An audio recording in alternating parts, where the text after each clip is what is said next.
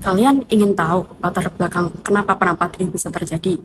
Atau ingin tahu asal-usul nama Tuanku Imam Bonjol? Hari ini aku akan membahas hal-hal tersebut. Selamat menonton. Perang Patri dilatar belakangi oleh keadaan masyarakat Minangkabau yang sudah lama memeluk ajaran agama Islam tetapi masih memegang teguh adat.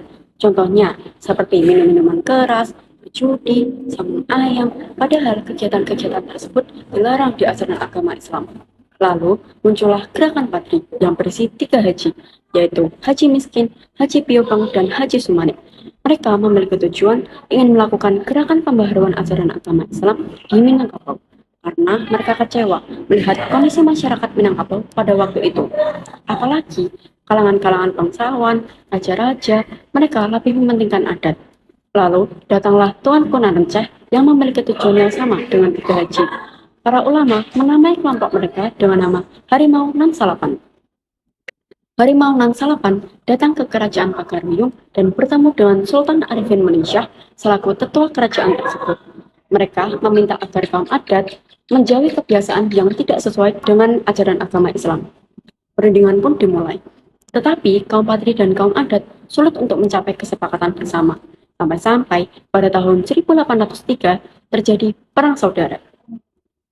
Kaum Patri mendapat serangan sengit dari kaum adat. Akhirnya, Tuan Kunan Renceh meminta Muhammad Syahab sebagai imam atau pemimpin kaum Patri di Bonjol.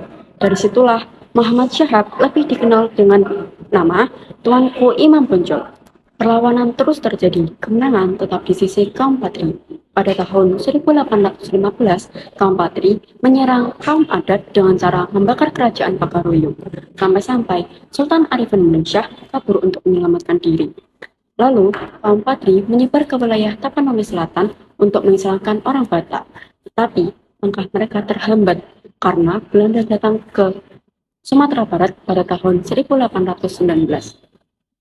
Karena mendapat desakan dari kaum Patri, Sultan Arifin Meningsyah meminta bantuan kepada Belanda dan membuat kesepakatan. Kesepakatan tersebut mengharuskan kaum adat menyerahkan wilayah Minangkabau kepada Belanda. Dari kesepakatan tersebut, Belanda untung besar karena mendapatkan wilayah Minangkabau yang menjadi pusat perdagangan kopi yang menjadi komoditas unggulan. Pada tahun 1821 terjadi perang antara kaum Patri melawan kaum adat yang dibantu oleh Belanda dan dipimpin oleh Kapten Govinat, Kapten Dienema, dan Leclerc. Dari serangan tersebut, berhasil menarik undur kaum Patri dari Pagaruyung.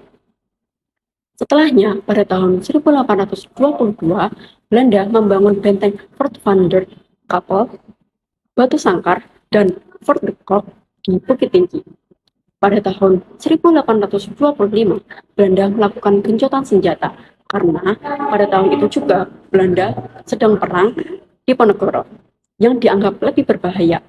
Pada kondisi tersebut, Belanda menggunakan taktik berdamai dengan kaum Patri dan membuat perjanjian masal.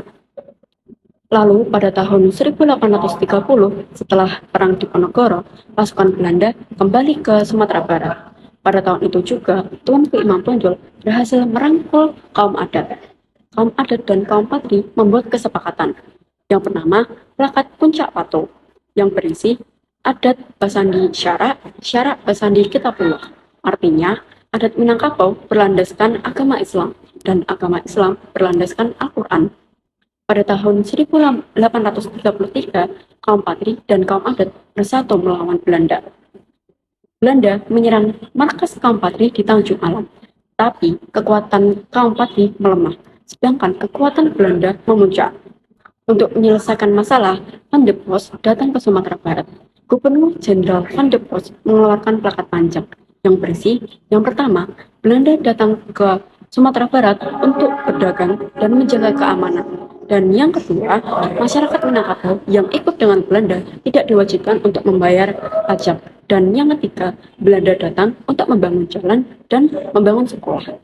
Untuk mewujudkan tersebut, Belanda meminta masyarakat Minangkabau untuk menanam dan menjual kopi kepada Belanda.